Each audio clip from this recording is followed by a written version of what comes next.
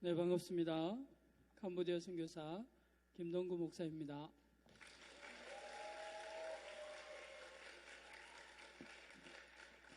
이렇게 열렬한 환영을 받을 줄은 몰랐습니다. 그리고 저와 동명이인인 분이 이곳에 계신 줄도 몰랐습니다. 그래서 더욱더 반갑고 또 가깝게 여겨집니다. 사랑하는 후배 목사님이 사역하시는 큰숲 맑은샘 교회 사랑하는 성도님들과 말씀으로 교제를 나눌 수 있게 된 것에 대해서 너무 기쁘고 감사한 마음이 있습니다. 이 자리를 마련해 주신 하나님과 그리고 우리 김대현 목사님 그리고 귀한 교회 앞에 진심으로 감사를 드립니다. 오늘 이 강의를 준비하면서 제 마음속에 부담과 더불어 기대감이 컸습니다. 왜냐하면 선교제에서부터 우리 김대현 목사님과 사랑하는 교회의 헌신과 섬김 그리고 복음을 향한 열정에 대해서 이미 듣고 있었기 때문이었습니다. 그리고 오늘 현장을 보니 정말 너무 뜨겁고 하나님께 감사가 됩니다. 또 여러분의 하나님을 향한 열정과 또 교회를 향한 그런 수고, 이 모습들이 이 현장에 그대로 녹아들어 있고 제가 그 현장을 몸소 느끼면서 방금 함께 여러분과 찬양을 하나님 앞에 드리면서 제 마음속에 뜨거움이 올라왔습니다. 마치 우리가 청년부 때 그렇게 우리 김대현 목사님 저 뒤에 앉아있는 후배들과 함께 하나님을 목 놓아 부르짖던 그때의 시절이 기억이 나는 듯합니다. 여러분의 모습이 너무나 아름다워서 아마 우리 하나님도 여러분의 모습을 보면서 정말 허무해 하시지 않을까 그런 생각이 듭니다. 여러분과 나눌 말씀을 생각하고 원고를 작성하고 있는데 형님 편안하게 하시면 됩니다. 라고 우리 김대현 목사님께서 말씀해 주셔서 어떻게 하는 것이 편안한 것인지 몰라 멘붕이 왔습니다. 그래서 멘붕이 온 정신을 겨우 수습해서 제가 하고 있는 사역들 가운데 큰숲 맑은샘 교회 사역과 일치하는 부분들을 나누고 잠시 동안 하나님의 말씀을 나누는 것으로 계획을 세우고 이 자리에 섰습니다. 여러분들은 제가 알기에 평상시에 특수군사 훈련을 받는 것과 같은 강도 높은 훈련을 받는 분들로 알고 있습니다. 저는 민방위 훈련밖에 못 받았어. 특수군사훈련이 어떤 훈련인지 모르는데 오늘 보니까 역시 특수군사훈련이 좋기는 좋군요. 오늘 이 시간 그저 즐기고 푹 쉬는 마음으로 또 자장가를 듣는다는 그런 생각으로 함께 시간을 나누었으면 좋겠습니다. 제가 지금 먼저 하다가 잠을 잘 수도 있습니다. 여러분을 잠재우러 왔는데 제가 먼저 잠잘 수도 있겠다는 이런 위기감이 있습니다. 많은 기도를 부탁드립니다. 제가 캄보디아 선교사이기 때문에 먼저 제가 사역하고 있는 캄보디아에 대한 간단한 소개부터 드리도록 하겠습니다. 캄보디아는 캄보디아, 라오스, 베트남, 미얀마, 태국이 속해 있는 인도차이나 반도에 속해 있습니다. 인구는 현재 1600만 명 정도이고 인구의 95% 이상이 데라바다 불교, 상자부 불교, 우리는 소승불교라고 하죠. 그 불교를 신봉하고 있습니다. 이 나라는 킬링필드라 불리는 집단 학살의 매장지가 전국 곳곳에 흩어져 있는 것으로 유명합니다. 킬링필드의 시작은 폴폿이라는 공산주의를 신봉하는 자가 캄푸치아 인민공화국을 캄보디아에 수립함으로써 시작되었습니다. 폴폿은 4년여 넘는 통치 기간 동안 무려 자신의 민족을 100여만 명이나 학살하였습니다. 그때부터 캄보디아는 죽음의 땅, 킬링필드라 불리어지게 되었습니다. 이 킬링필드에 개신교 선교가 시작된 것은 킬링필드가 시작되기 40여 년 전인 1923년 태국과 국경을 맞닿아 있는 캄보디아 북동부의 끝자락에 위치해 있는 바탐방이라는 곳이 있습니다. 이 바탐방이라는 곳에 CNMA 소속의 선교사가 들어옴으로써 시작되었습니다. 한국교회 캄보디아 선교는 1993년 캄보디아의 기나긴 내전이 끝나고 유엔의 관리하에 치러진 총선에 의해 당을 구성하고 본격적인 입헌군주제에 발을 내디던 해였습니다. 하지만 여전히 총선과 신변의 위협이 여전하던 때였습니다. 이제 2023년이면 캄보디아 개신교 선교는 100주년을 맞이하게 되고 캄보디아에서의 한국교회 선교 역시 30주년을 맞이하게 됩니다. 2023년은 한국교회와 한국 선교사 모두에게 뜻깊고 소중한 시간이 될 것입니다. 그런데 여러분, 안타깝게도 현재 개신교는 로잔대에 보고되는 선교 자료에 의하면 현재 전체 인구의 0.5%, 최대 1%로 알려지고 있습니다. 100년 동안 선교가 진행된 것입니다. 하지만 아직도 1% 되지 않고 있는 현실입니다. 그럼에도 불구하고 한국교회는 캄보디아에 단위 인구당 가장 많은 선교사를 파송하고 있습니다. 전 세계에서 단위 인구당 가장 많은 선교사들이 들어와서 선교하고 있는 곳이 캄보디아이기도 합니다. 그런데 한국교회 캄보디아 선교도 30년이 다 되어 가는데 전체 인구의 1% 정도만이 예수님을 믿는 데 그치고 있습니다. 현재 세계에서 가장 선교하기 좋은 나라임에도 불구하고 성적표는 이 정도입니다. 이것은 한국 선교사나 다른 해외에서 캄보디아로 파송된 선교사님들이 수고하지 않아서 그런 게 아닙니다. 수고와 땀을 흘려 얻은 성적표입니다. 그만큼 여러분이 이 캄보디아에서 듣던 그런 내용들과 지금 현재 캄보디아 선교 현장에서 선교사가 겪는 현실은 매우 다르다고 말씀드릴 수 있습니다. 선교가 자유롭지만 결코 선교 열매를 거두는 것이 쉽지 않은 것입니다. 그래서 저는 가끔 캄보디아를 한국교회의 선교 블랙홀 혹은 한국교회의 선교의 시험대로 보고 있습니다. 전 세계에 흩어져 있는 수많은 종족들을 향해 가야 할 한국 선교사들을 캄보디아로 끌어들여 한국교회 선교를 마비시키려는 것은 아닐까 하는 생각을 한 적도 있습니다. 한국교회가 캄보디아 선교의 선교 열매를 충분히 거두지 못하게 되면 전체적으로 선교의 열정과 또 역량이 줄어들 것은 불을 보듯 뻔하게 보였기 때문입니다. 그래서 제 개인적으로 캄보디아 선교는 한국교회의 선교의 미래를 짊어지고 있다고 해도 과언이 아닙니다. 그래서 저는 누구보다 이 책임을 막중하게 느끼고 있습니다. 사랑하는 큰숲 맑은 교회 성도들님들과 함께 이 책임 또한 공유할 수 있기를 소망합니다. 저는 바로 그 나라에 약 18년여 전 선교사로 가게 되었습니다. 자연에서 간 것이 아니기에 가게 되었다는 표현을 하고 있습니다. 그 당시 저는 선교사가 무엇인지 모른 채 선교 훈련도 한번 받지 못한 채 무작정 선교를 떠나야만 했습니다. 선교지에 도착해서 생활하면서 저는 선교란 무엇인가에 대해서 고민을 하기 시작했습니다. 저는 그것은 빠른 시간에 복음을 전파해서 되도록이면 많은 지역에 많은 교회를 세우는 것이라 생각했습니다. 순전히 저희 생각대로 선교를 해석한 것입니다. 그래서 저는 3년 만에 제가 있는 거점 지역에서 30여 분 정도 떨어진 거리에 20여 개의 교회를 개척을 했습니다. 교회를 개척하는 과정에 주위에 있는 믿음의 청년들이 저에게 몰려왔습니다. 그들은 그 지역에 위치한 필리핀 선교사가 운영한 신학교의 학생들이었습니다. 필리핀 선교사가 갑자기 어떻게 할지 몰라 하던 가운데 저의 이야기를 듣게 된 것이었습니다. 저는 그들과 함께 매일 아침부터 저녁까지 3개월 동안 열심히 말씀을 가르쳤습니다. 그리고 지역의 도청 소재지에서 30분 정도 떨어진 마을들로 파송을 하였습니다. 저는 그들을 보내면서 예수님께서 제자들을 보내시듯 그 마을에 가서 자신들을 반갑게 맞이하는 집에 거하면서 3일을 지내면서 복음을 전할 것을 권면했습니다. 그들은 저의 권면대로 훌륭하게 사역을 수행했습니다. 그 이후 그들이 사역지로 나가 제 목소리가 작아서 잘 안 들렸죠? 주무실 분은 주무셔도 됩니다. 제 목소리가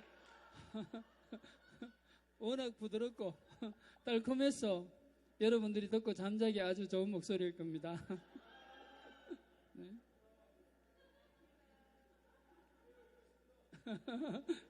감사합니다. 그 이후 그들이 사역지로 나가 거하던 집들이 하나 둘씩 예배 처소로 바뀌기 시작했습니다. 그러던 중 문제가 발생하기 시작했습니다. 예배 처소를 삼던 개인 가정집들이 소란스러워지기 시작했습니다. 왜냐하면 그 가정집들의 사람들이 예배드리기 위해서 모여들면서 그 가정에서 예수님을 받아들이기 싫어하는 가족들이 불편해하며 방해를 했기 때문이었습니다. 하는 수 없이 예배 처소를 다른 곳에 마련하기로 하고 기도를 하며 교회를 하나씩 건축을 해 나가기 시작했습니다. 교회를 건축하고 목회자들이 교회를 잘 볼 수 있도록 필요한 것도 제공을 했습니다. 처소교회는 자리를 잡는 듯 했습니다. 그리고 이 사역은 지역의 목회자 연장교육, 그러니까 제가 목사이지만 그 현지에 가면은 현지에 또 목사님들이 있습니다. 근데 그 현지의 목사님들이 그쪽에 있는 교회를 섬겨가기에는 아직까지 경험과 역량들이 부족하기 때문에 저희들이 가지고 있는 역량과 경험들을 나누어서 계속해서 지역의 교회들을 잘 섬겨가도록 하는 그런 일도 했는데, 그것을 우리는 연장교육이라는 말로 표현을 합니다. 그래서 30여 개를 구축하고 건축을 하는 데까지 이르게 되었습니다. 하지만 교회를 돌아보면서 계속 섬기면서 함께 동역할 교회와 현지 목회자에게 이양할 교회를 구분할 필요를 느꼈습니다. 그 기준은 바로 저의 영적인 스피릿과 DNA가 어느 정도 심겨져 있는가에 따른 것이었습니다. 필리핀 선교사의 훈련과 여러 단체에서 이것저것 받은 훈련들로 뒤섞여 있는 그들과 미래를 담보하는 것은 어렵다고 느껴졌습니다. 30여 교회를 10여 개 교회로 축소시킨 후 주님께서 제게 주신 스피릿과 DNA를 더욱 강력하게 나누었습니다. 그러나 전혀 다른 문화권에서 신앙생활을 시작한 데서 오는 차이들이 극복할 수 없는 문제와 한계로 저에게 다가왔습니다. 그 이후 저는 현지 목회자들이 섬기는 교회에 다니고 있는 청소년들을 다시 주목하기 시작했습니다. 이 청소년들을 훈련시켜 캄보디아 교회의 미래를 준비하는 것이 현명하겠다는 생각이 들었습니다. 기도 가운데 하나님도 그것을 기뻐하시는 것을 알 수 있었습니다. 저는 30분 정도 떨어진 지역에 있는 교회 목회자들에게 매주 금요일 저녁 저희 센터에서 기도회를 가지고는 계획을 나누었고 목회자들은 동의를 해주었습니다.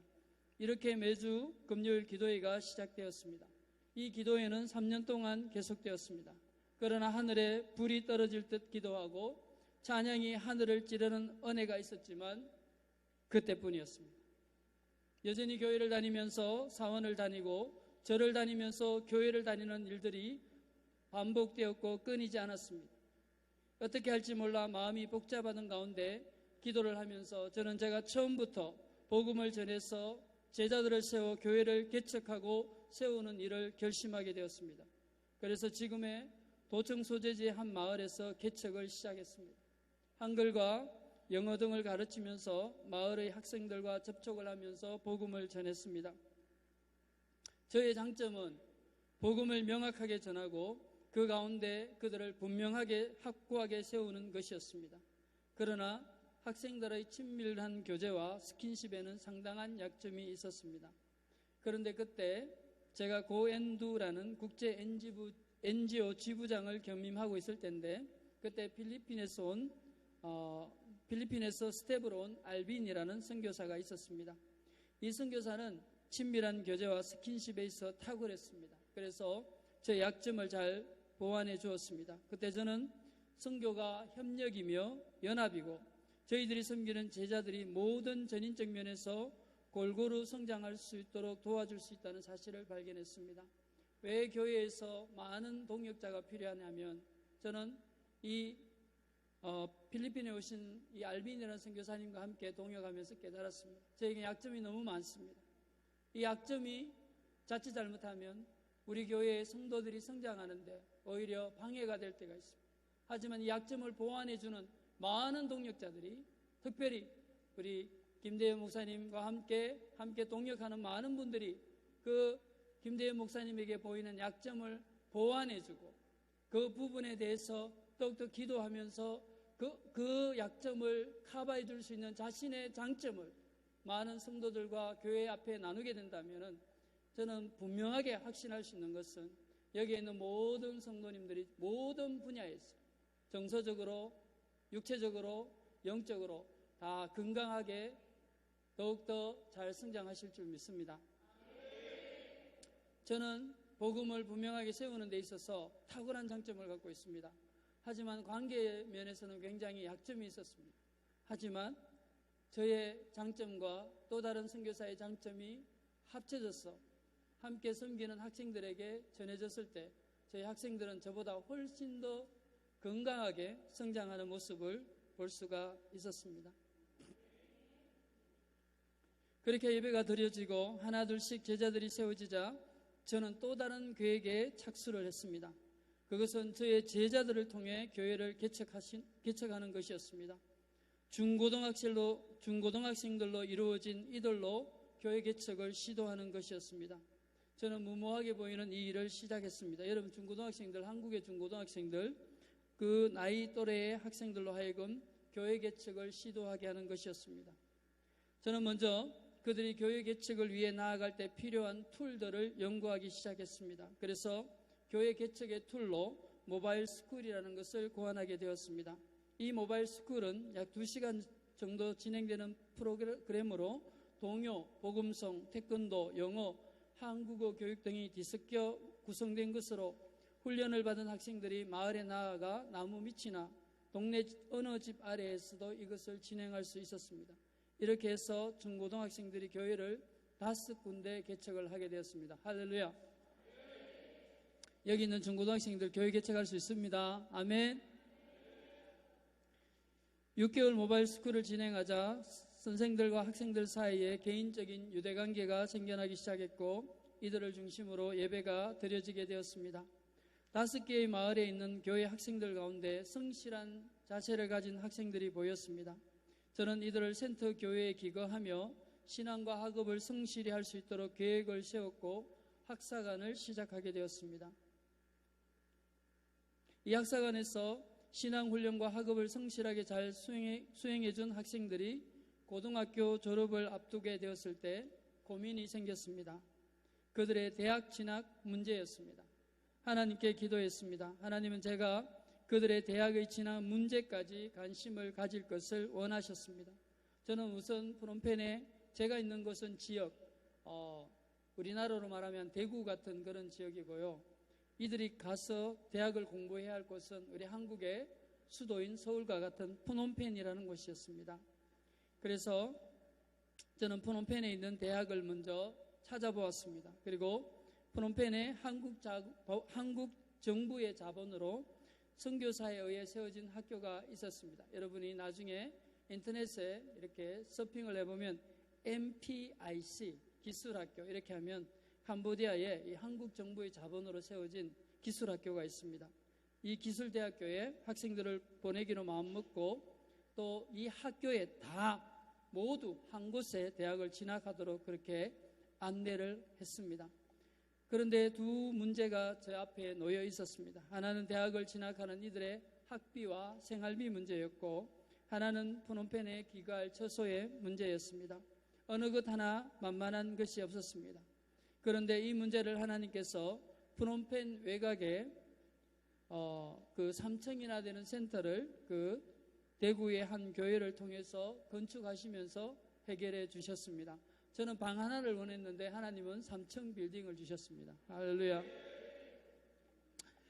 저는 그들을 대학에 보내면서 그들을 좀 더 강력하게 훈련할 필요를 느꼈습니다. 그 프놈펜과 제가 있는 지역 거리는 170km가 됩니다. 170km 되는 거리가 되는 프놈펜과 지역을 매주 오고 가며 자신들이 섬기던 교회를 대학 진학 후에도 섬기게 한 것이었습니다. 대학을 진학하게 된 첫 3명의 학생들은 저의 뜻을 잘 따라주었습니다. 그리고 그들은 제가 기대하는 것 이상으로 신앙과 학업 둘 다 잘 감당해 주었습니다.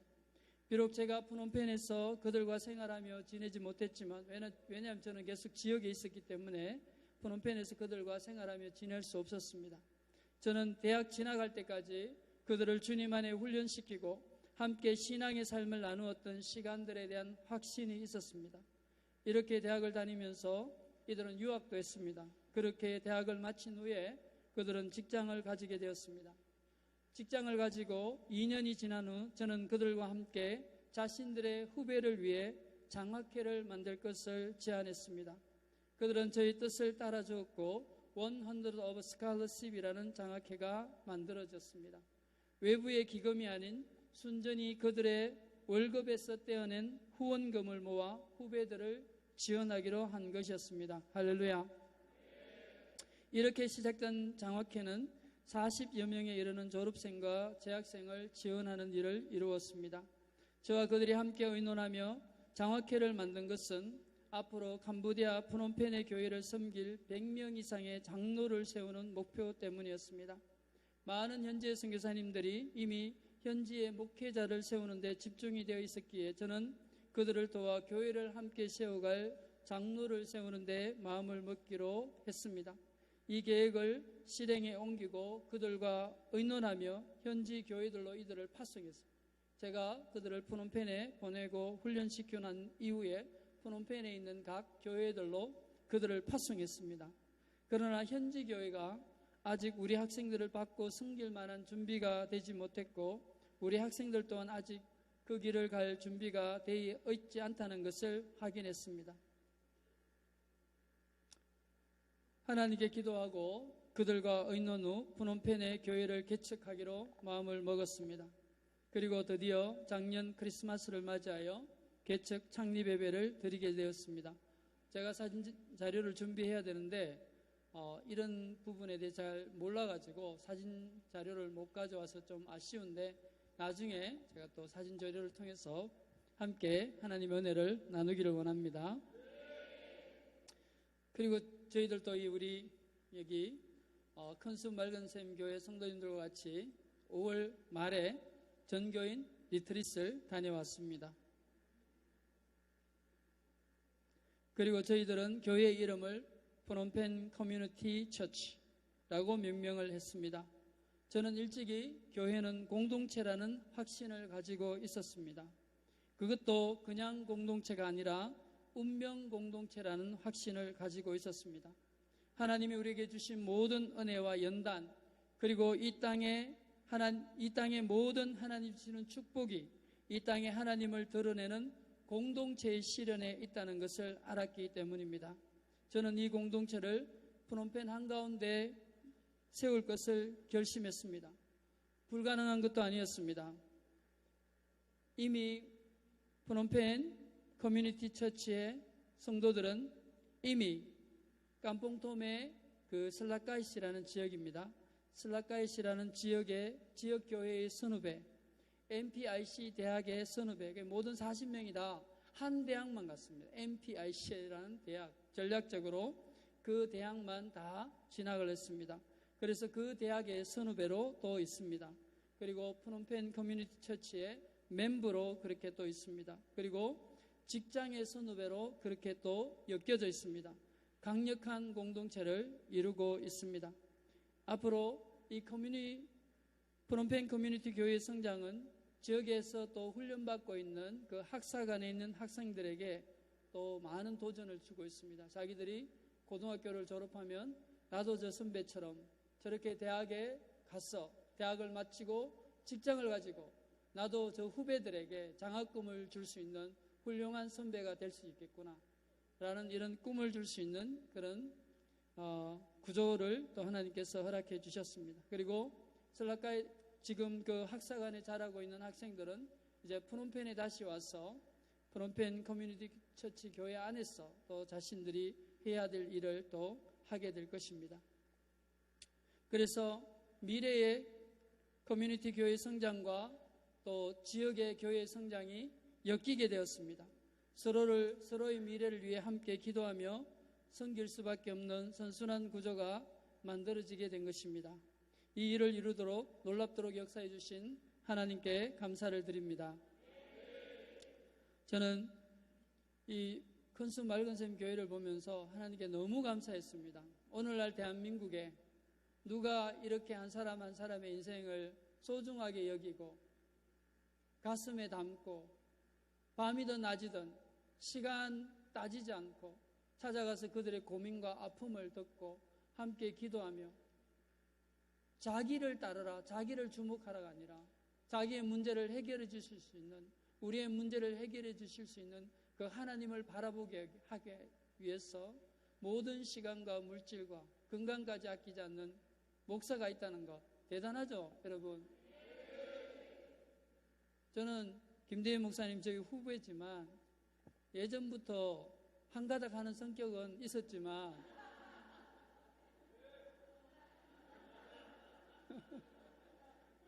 근데 그 성격이 정말 여러분을 사랑해서 나오는 성격이라는 것을, 그 태도라는 것을 여러분 이해하시죠? 그만큼 사랑하는 분이 없어요. 그리고 또 우리 김대현 목사님의 DNA를 받아서 또 직장이든 물질이든 시간이든 관계없이 밤이든 새벽이든 가서 그들의 문제를 함께 듣고 기도하는 또 우리 김대현 목사님의 DNA가 심겨진 많은 성도들 또한 이 자리에 또 모든 분들이 그 DNA가 심겨져서 오늘 이 자리에 또 함께 하고 계신 줄 믿습니다. 여러분, 저는 이것이 교회라고 생각합니다. 졸업을 한 학생들 가운데 직장을 꽤 오랜 다닌 청년들, 그리고 가정을 가진 청년들도 생겨나기 시작했습니다. 시간이 흐르면서 우리들에게 또 다른 고민이 생겼습니다. 캄보디아 사회는 철저하게 인맥으로 이루어진 사회이기에 그들이 아무리 노력하고 수고한다 해도 그들이 그 캄보디아 사회의 주류로서 그리스도인의 영향력을 발휘하는 데는 한계가 있었습니다.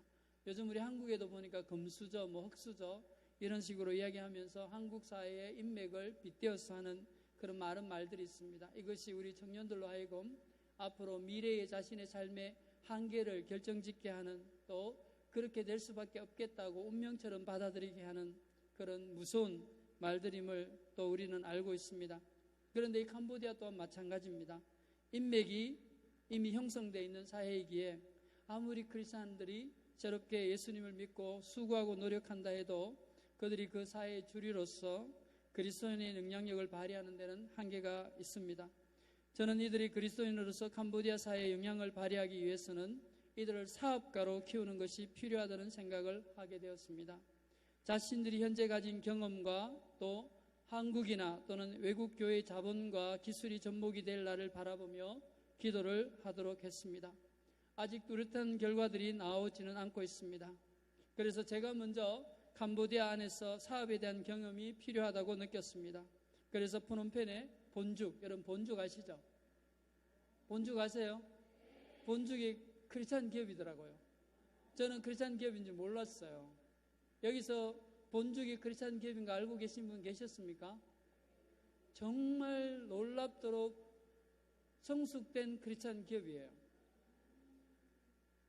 저도 그 본죽이 크리스찬 기업인 줄 몰랐는데 제가 서울을 방문한 일이 있어서, 저의 연고지는 대구니까 서울에 어디 거처할 데가 없었어요. 그래서 인터넷 좋잖아요, 요즘. 인터넷 서핑에다가 선교사 게스트하우스 치니까 갑자기 나오는 게 뭔가 하면 본죽 선교사 게스트하우스가 나오는 거예요. 너무 놀랐어요. 그래서 거기에다가 제가 바로 신청을 했더니만은 거기에 제가 지낼 수 있게 되었어요. 그래서 제가 그 게스트하우스를 방문해서 문을 여는데 정말 여러분도 신비한 경험을 많이 하고 계실 줄 믿지만 저도 그때 제 생에 정말 신기한 경험을 했습니다. 그게 뭐냐, 문을 열고 게스트하우스 문을 열고 들어갔는데 갑자기 온 사방에서 사랑이 뿜어져 나오는 겁니다. 여러분이 지금 여기에 있다가 조금 전에 강의할 때 바깥에 왔다 갔다 하지 말라고 했는데 혹시 나가고 싶은 분이 계시면 한번 나갔다가 들어와 보십시오. 저 문을 여는 순간 여러분 안에 갑자기 사랑이 몰아치는 것을 느낄 수 있을 겁니다. 왜냐하면 이 공간에 하나님을 향한 여러분 사랑, 지체를 향한 여러분의 사랑이 가득하기 때문입니다. 그래서 제가 그 문을 열고 들어가는데 저도 너무 놀란 거예요. 온 사방에서 그 사랑이 뿜어져 나오니까. 그래서 어떻게 건물에서 사랑이 뿜어져 나올 수 있을까? 그런 생각을 하면서 도대체 이분이 이 선교사 게스트하우스를 지으면서 어떤 마음으로 지었을까가 느껴졌습니다. 수고하고 힘들어서 해외에서 고생한 이 선교사들이 최대한 와서 쉬고 편하게 지낼 수 있도록 하시기 위해서 이분이 얼마나 기도하며 수고하고 노력했는지 그 수고와 노력의 결과물이 바로 그 게스트하우스 문을 여는 순간 사랑으로 뿜어져 나왔습니다. 제가 여러분의 교회를 방문했거든요. 지금까지 한 번도 여러분의 교회를 방문하지 못했다가 이번에 우리 김대희 목사님과 만날 수 있는 시간이 되어서 여러분의 교회를 방문하면서 제가 하나님 앞에 정말 너무 감사했습니다. 단 하나도 빠짐없이 모든 정성과 마음이 들어있다는 것이 보였습니다. 정말 우리 목사님 대단한 것 같아요. 그리고 성도 여러분도 대단한 것 같아요. 정말 수고하셨어요.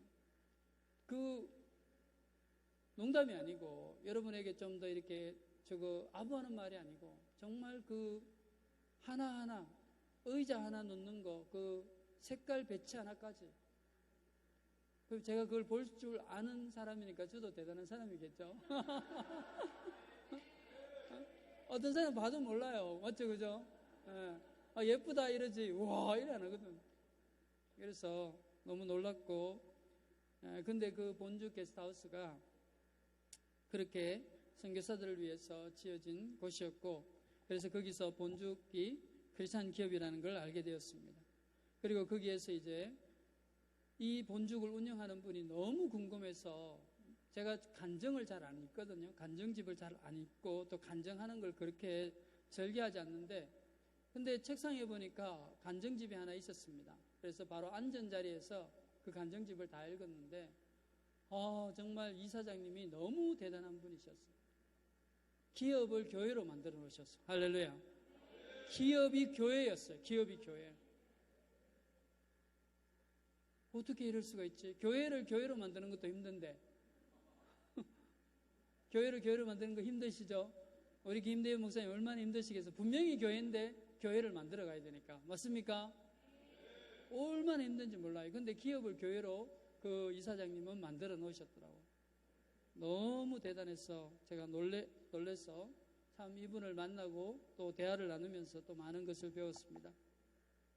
그 이후에 하나의 안내문이 있는데 그 안내문에 비즈니스 미션 매장이라고 BM 매장이라는 내용이 있었습니다. 그게 보니까 해외에 있는 선교사에게 이 매장을 이렇게 지원하고 또 매장을 이렇게 할 수 있도록 도와주는 그런 프로그램이 있었습니다.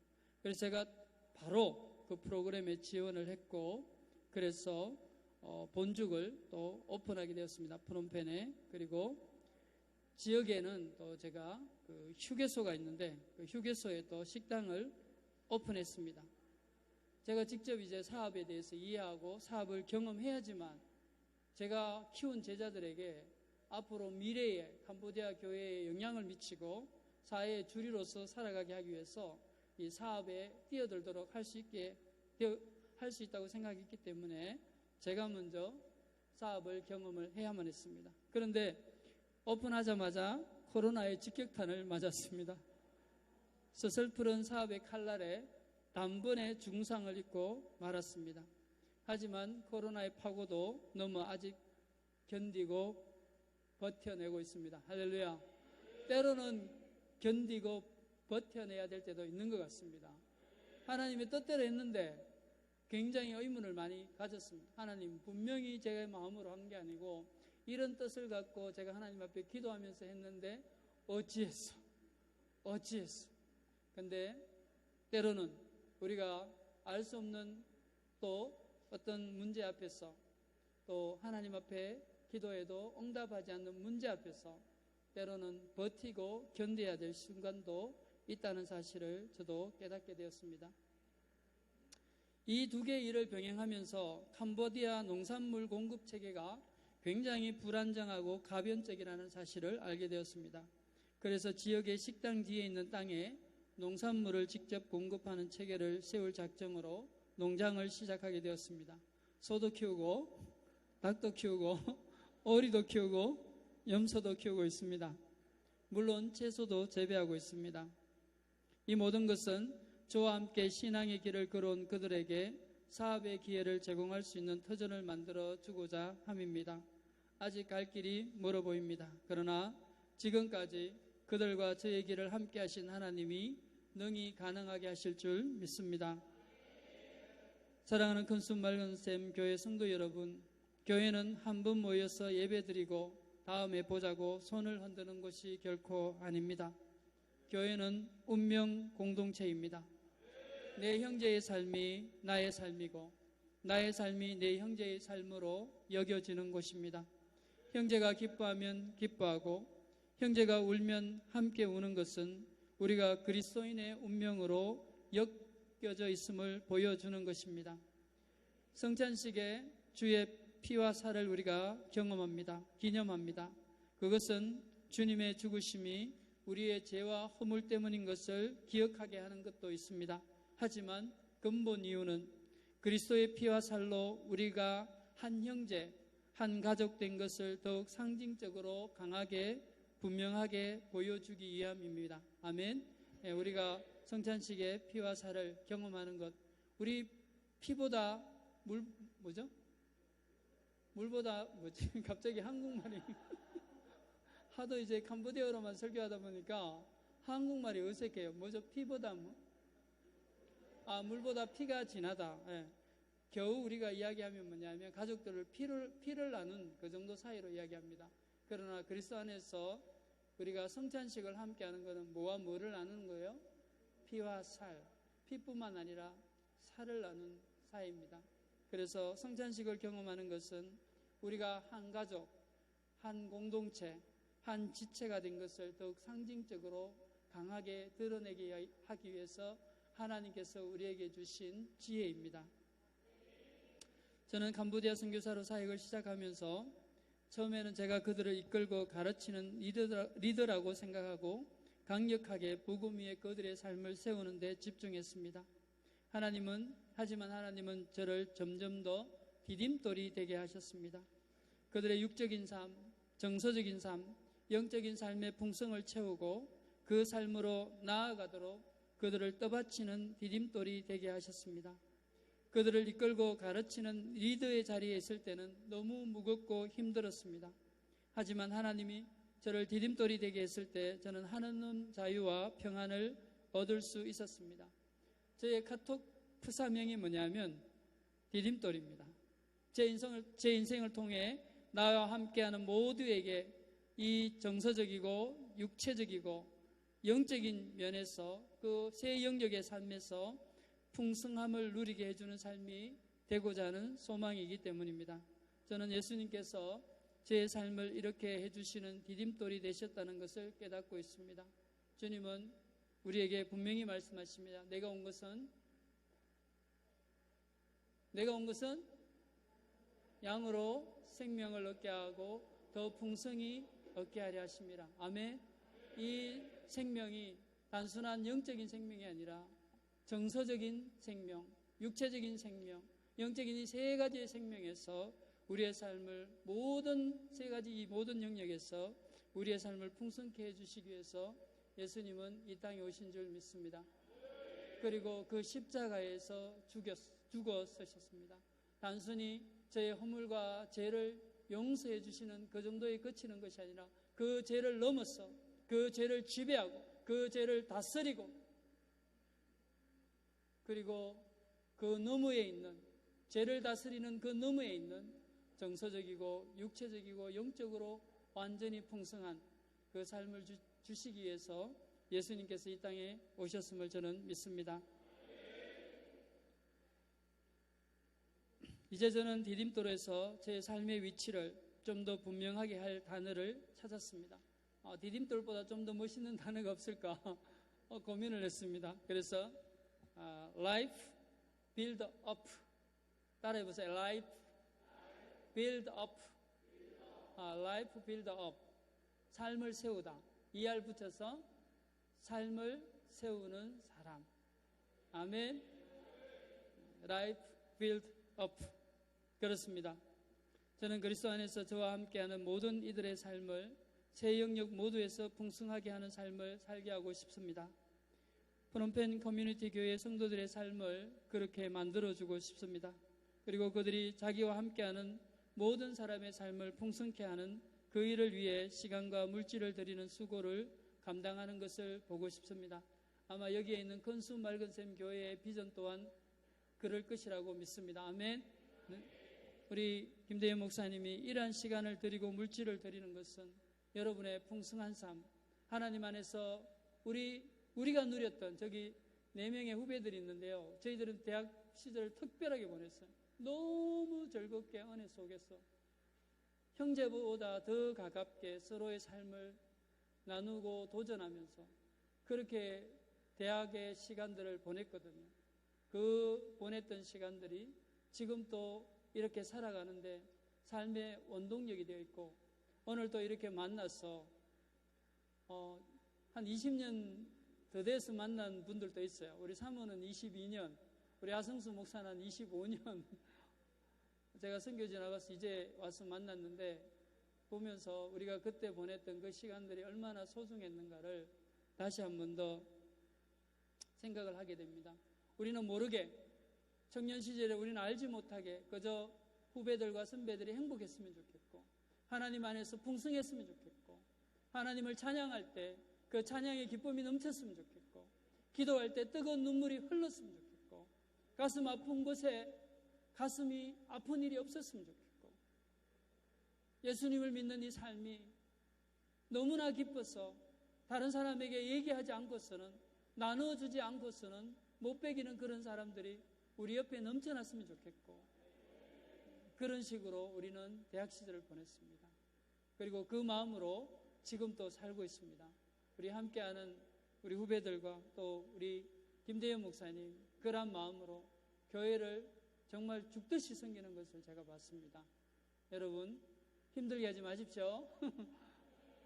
열심히 더 부족한 점을 보완하면서 함께 기도하면서 모든 영역의 풍성함을 이루는 그런 교회로 더욱더 성장해 갈 수 있기를 소망합니다.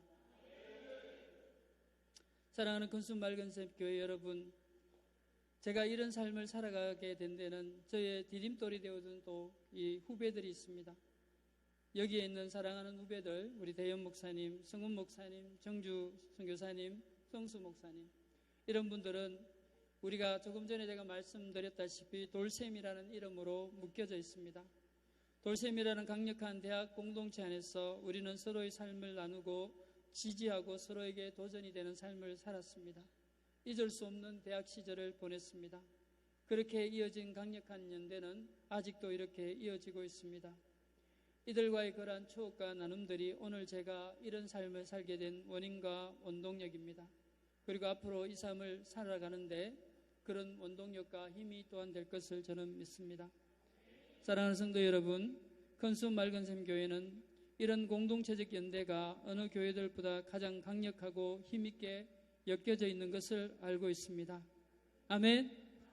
저는 이것이 교회라고 생각합니다. 저는 건수 맑은샘 교회를 보면서 하나님, 이 대한민국 대구에 이런 공동체를 만들어주신 하나님 감사합니다. 이것이 교회임을 알고 이것을 위해서 시간과 물질을 드리는 하나님의 사람을 볼 수 있게 해주신 것을 감사합니다. 저는 여러분을 보면서 너무 위로를 받습니다. 힘을 얻습니다. 오늘 이 자리에 특강을 할 수 있는 시간이 주어지리라고 생각지도 못했습니다. 그래서 캄보디아에서 제가 열심히 사역을 하다가 갑자기 몸이 안 좋아졌습니다. 아무리 쉬어도 피곤이 회복되지 않고, 그래서 하나님, 제 몸이 왜 이렇게 쇠약해졌습니까? 제가 자랑할 수 있는 것은 체력과 건강뿐이었는데 이 체력과 건강마저 약하게 하시면 저는 이제 앞으로 무엇을 자랑하며 살아야 됩니까? 그런 마음이 들 정도로 몸이 많이 쇠약해지는 것을 느꼈습니다. 그래서 건강검진을 한국에 가서 한번 받아봐야겠다 해서 그렇게 나오게 되었습니다. 그런 가운데 또 우리 김대현 목사님과의 교제를 하게 되었고, 또 이렇게 하나님께서 이렇게 귀하고 아름다운 교회를 만나게 해주셔서 제가 캄보디아에 다시 돌아가서 우리 프놈펜 커뮤니티 교회 성도들에게 우리 건수 맑은샘 교회에 대해서 함께 나누고, 우리도 이런 교회가 되기를 소망하며 함께 기도하자고 할 수 있는 그런 귀한 도전과 또 배움의 시간을 갖게 해주신 하나님께 찬양을 드립니다. 여러분, 이것이 교회입니다. 이런 교회 좋죠? 네, 이게 교회입니다. 그저 하나님만 바라보면서 자기 문제 해결하고 기도하고 헌금 드리고 그저 옆에 있는 사람이야 죽든 말든 상관하지 않는 것이 교회가 아닙니다. 나는 비록 하나님 앞에 기도 응답이 되지 않더라도 옆에 있는 지체는 기도 응답이 됐으면 좋겠고, 아멘. 나는 마음이 아파서 이 아픈 마음의 상처가 쉽게 치유되지 않아도 하나님 옆에 있는 이 친구, 이 집사님, 이분은 하나님 저와 같은 이 마음의 고통이 없기를 원합니다.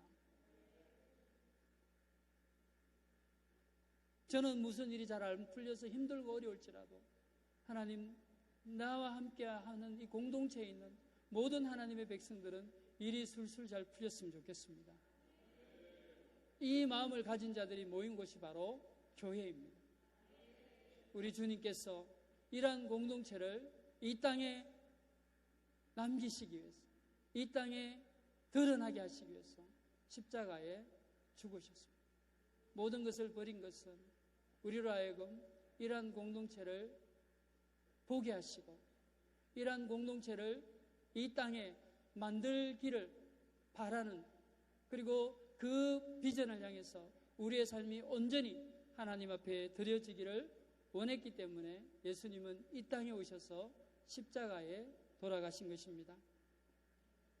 여러분, 하나님이 이 땅에 예수 그리스도의 죽으심을 통해 드러내기 원하셨던 것은 바로 공동체인 교회입니다. 그리스도의 죽음과 부활의 강력한 증거가 바로 우리의 교회 공동체입니다. 저와 여러분, 비록 어렵고 힘들고 고된 길이지만 라이프 빌더 업의 삶을 살아갈 수 있기를 바랍니다. 따라 한번 해볼까요? 제가 영어 발음이 잘 안 좋은데 영어 굉장히 잘해요. 물어보면 알아요. 제가 토플을 가르치는 사람이에요. 안 믿네. 김대현 목사 좀 이야기해줘요.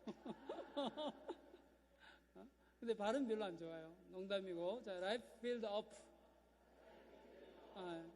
사람을 세우는 삶. 여러분, 옆에 있는 사람이 잘 될 때 배 아프잖아요. 나는 왜 하나님 잘 안 됩니까? 이거는 세상 사람들이에요. 그런데 우리의 믿음은, 우리의 복음은 아닙니다. 하나님, 제 지체가 잘 돼서 너무 좋네요. 그들이 하나님 앞에서 절구하고 기뻐해서 너무 좋네요. 그들이 주님 안에서 최선을 다해 섬기는 모습 보니까 너무 좋네요. 하나님, 이런 공동체가, 하나님, 우리 교회가 날마다 이러한 모습으로, 이러한 모습 넘쳐나기를 원합니다. 늘 풍성하기를 원합니다. 그 풍성함이 이제는 대구를 넘어서 이 한국, 세계 열방을 향해서 나아갈 수 있는 그런 교회가 되기를 바랍니다. 이러한 꿈을 꾸면서 여러분, 하나님 앞에 기도하고 이러한 꿈을 꾸면서 교회의 생활을 하게 되면 정말 놀라운 일이 벌어집니다. 놀라운 일이 뭐냐면 하나님이 여러분의 삶에 개입을 하십니다. 하나님이 우리의 삶에 개입하지 못하면 우리가 신앙을 살아가는 큰 이유가 있을까요? 내가 열심히 노력해야 되고, 내가 늘 애써야 되고, 내가 늘 아파야 되고, 내가 늘 눈물을 흘려야 되고, 그런데 이 흘리는 눈물과 이 흘리는 헌신과 땀을 옆에 있는 지체들을 위한 시간으로 바꿀 때, 그들을 위한 삶을 세우는데 나의 시간을 드릴 때, 나의 마음을 드리고 나의 감정을 드리고, 정서가 얼마나 고갈되는지 몰라요. 그렇지만 그 정서의 고갈도 인내하면서 이들의 삶을 세워나갈 때 하나님, 놀라운 사실은 하나님이 그 라이프 빌더 어프의 사람의 삶에 개입하신다는 것입니다. 놀라운 기적을 보여주시고요, 하나님이 우리를 얼마나 크게 위로하시는지 모릅니다. 그 위로가 모든 사람들이 다 싫어하고 모든 사람들이 다 반대한다 하더라도 마음에 평안을 가지게 되는 그런 평안을 주시는 하나님을 경험할 수 있습니다.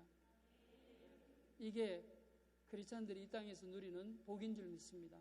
여러분은 제가 보기에 그러한 복을 누릴 수 있는 현장에 와 있습니다.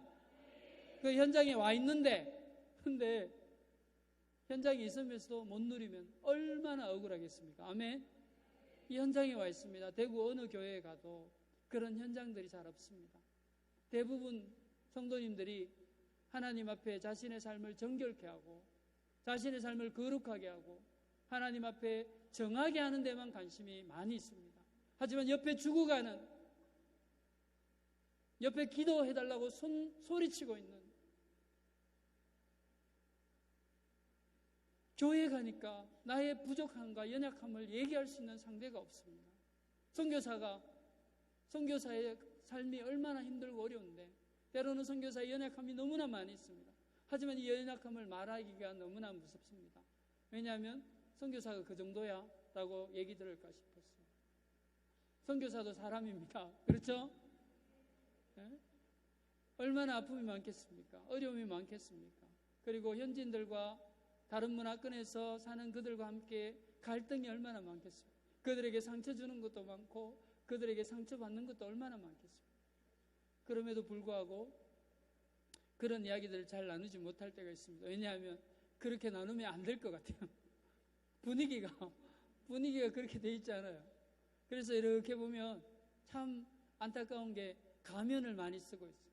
어떻게 하든 뭐 하려고 애를 쓰고, 그래서 우리의 마음을 열고 함께 나의 고민과 나의 마음을 함께 나눌 사람이 없이 계속 하나님만 바지끄랭이, 하나님 다리만 붙잡고 계속 울고 불고 하는 모습 속에서 얼마나 외로울까, 신앙생활을 하면서도 얼마나 외로울까라는 생각을 할 때가 있습니다.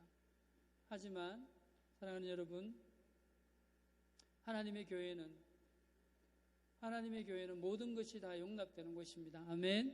네. 우리의 실수도 용납되는 것이고요, 우리의 잘못도 용납되는 것이고요, 눈을 기고 뭐 저래, 이곳은 세상입니다.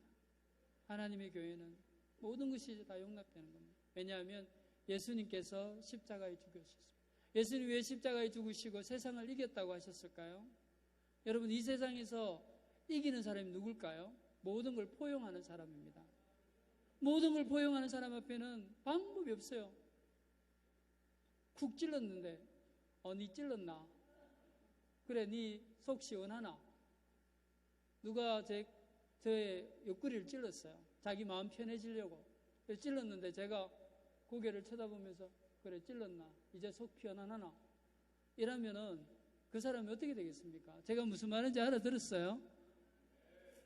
지금 전혀 한국말이 안 통하는 것 같은데 커뮤니케이션이 잘 안 통하는 것 같은데, 여러분 누군가가 여러분에게 화가 났어, 감정이 상해서 뭔가로 찔렀어요.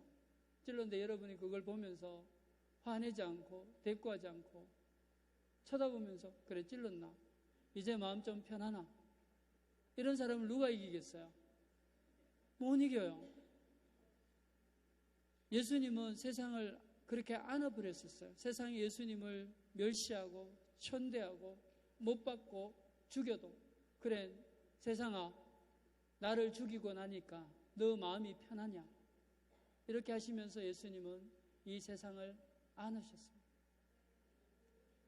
예수님이 이 세상을 안으시고 모든 죄와 허물을 그분의 마음에 품으셨기 때문에 예수님은 세상을 승리하신 것입니다. 아멘. 그냥 짓밟아서 승리한 게 아니에요. 세상의 모든 그 부분들을 가슴으로 안으시고 십자가에 묵묵히 죽으셨기 때문에 그분은 승리를 하셨습니다. 그래서 그분을 닮은 우리는 포용의 능력이 있습니다. 아멘. 네.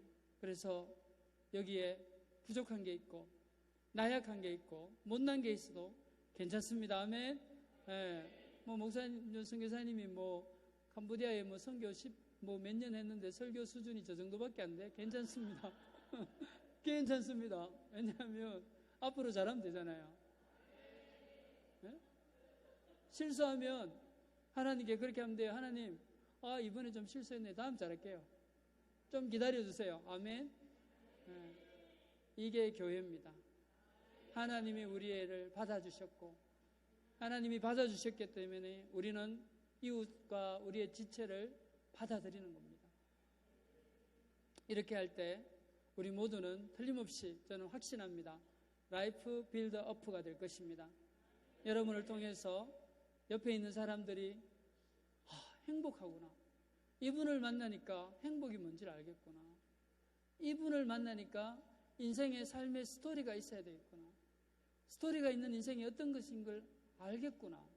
그렇게 되는 삶이 될 줄로 믿습니다. 우리 모두가 그러한 삶을 위해서 앞으로도 더욱더 달려가기를 원하고 저는 캄보디아에서 이 삶을 살아가겠습니다.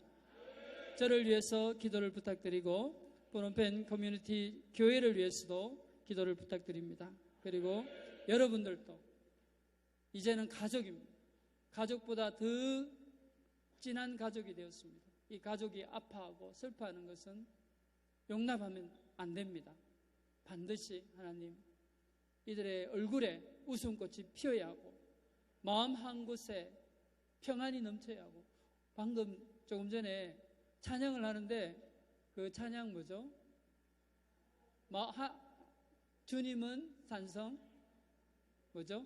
주님은 요새 여러분이 그렇게 찬양을 부르니까 제가 벅차서 이 나이에도 눈물이 흐르는 것을 경험했습니다. 왜 그러겠습니까? 여러분의 그 하나님에 대한 간절한 마음과 사랑이 저에게 전달되었기 때문입니다. 우리가 하나님 앞에 진솔하고 솔직하게 마음을 열고 나아가면 바로 옆에 있는 여러분들의 우리의 지체들이 그 하나님의 은혜를 함께 누리고 함께 감격하는 그런 일들이 앞으로도 넘치도록 일어날 줄 믿습니다. 이것이 교회의 힘을 믿습니다. 감사합니다. 함께 기도하시겠습니다. 우리 한번 옆에 있는 분들 오늘 이 수련회니까 한번 손을 잡으시고 참 수고하셨습니다.